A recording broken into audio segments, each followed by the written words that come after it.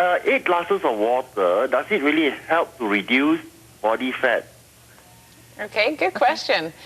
Everyone's always recommending having 8 glasses of water a day when you're on a weight management program. Yeah. And it can help you in terms of staying well hydrated and help you stay full longer, so that you're making sure that you're drinking water and not eating when you feel that sort of perhaps hunger feeling. You might be mistaking it for hunger, but in fact it's thirst. But drinking water by itself does not cause weight loss. You have to actually have a reduction in calories and increase in activity in order to achieve weight loss. So no, water by itself doesn't, but it does help you promote healthier habits. One being not eating it if you're just thirsty. But water is also involved in a lot of functions in our body, and it is involved in the metabolism and in digestion. So having a water environment when you're well hydrated can help all of those functions work better. So it's still a good idea to drink your water, and it's going to also help you stay full. Okay, perfect. And feel full. Gail is calling from Vancouver. Hi, Gail. Hi. What's your question? My question is, I suffer from osteoarthritis. I want to find out what's a good nutritional program to follow in diet.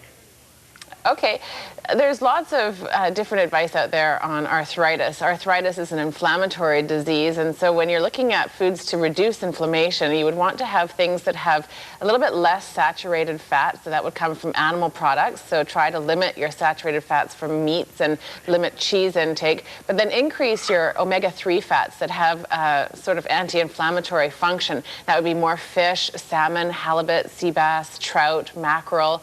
Those are all good fish to eat with more omega-3 fats, and then nuts and seeds as well.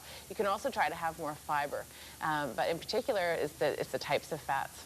Does how much you weigh also make, if you're overweight, if you're going to suffer the effects more? Does that make a difference? Or well, no? when you have inflammation, and doctors can probably explain this better, but when you have inflammation, more weight, for example, on your knees is going to make it more painful. So if you were able to lose some weight, then possibly you would have less pain from it, but it's not going to make it any better or worse. Okay. Peter is calling from Vancouver. Hi, Peter. Hi. What's your question? I just want to know, what's the nutrition on Thanksgiving? What's the nutrition on Thanksgiving? So how good is Thanksgiving dinner? Yeah. Okay. Well, thanks for Christmas, too, our next holiday coming up. Sure, yeah. A Thanksgiving dinner can actually be a very nutritious meal, and I think it's also something to enjoy in terms of having family around, and so those can always be good times. But turkey is very nutritious. The red meat has a little bit more iron, but also a little bit more fat. The vegetables, of course, are going to be very good, and hopefully lots of people were eating the vegetables and still had those Brussels sprouts. Yeah. You can also enjoy mashed potatoes, but you can try to make them a little bit lower calorie by having some chicken stock mixed in with them rather than having the butter and cream. Other kinds of vegetables or squash would be really good. Cranberry sauce is fantastic, and we know cranberries and their effect on reducing our risk for urinary tract infections. But watch your gravy. Gravy could be potentially high in calories if you're not draining off the fat. And then you can also watch the dessert. If you have your pumpkin pie, you might not want to have whipping cream if you're trying to do a low-calorie meal, but still it can be part of a healthy diet. Okay, so you just make good choices. That's right. Which I never do. Martha's calling from Abbotsford. Hi, Martha. Hi there. What's your question for Diana? I'm nursing my 3-month-old, and he seems to be sensitive to any time I eat dairy. Is this something he's going to grow out of, or is there anything I can do to help him other than avoiding dairy? What do you mean by sensitive, Martha? Probably colicky. Yeah.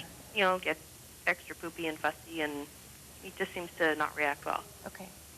Okay, I wouldn't necessarily say that you're going to need to avoid dairy forever, or that your child will have to avoid dairy by any means. But if you do notice that there's significant difference in his stomach and more gassy if you consume dairy products and those kinds of things, and definitely if they're a lot more fussy and it's very obvious that when you remove these things from your diet that your child is feeling better, then by all means eliminate them. Don't stop taking your calcium, though. You'll have to make sure that you're replacing your own calcium, because you do have a lot of calcium that's going into your child for bone development, and that's coming from you. So you need to make sure that you're getting your 1,500 milligrams of calcium per day, either through supplements or fortified soy products like soy milk. But that doesn't mean that you wouldn't want your child to try milk products when he's old enough. So after the 1 year of life, then you can introduce milk and cheese and those kinds of things, and that you should monitor and make sure that he's tolerating that okay. But just because he's fussy now doesn't mean that he's going to be fussy later. Okay, good. Jim is calling from Burnaby. Hi, Jim. Hi, I'd like to ask a question about dairy. I'm rather interested, and I've asked this question before, and I haven't received an answer.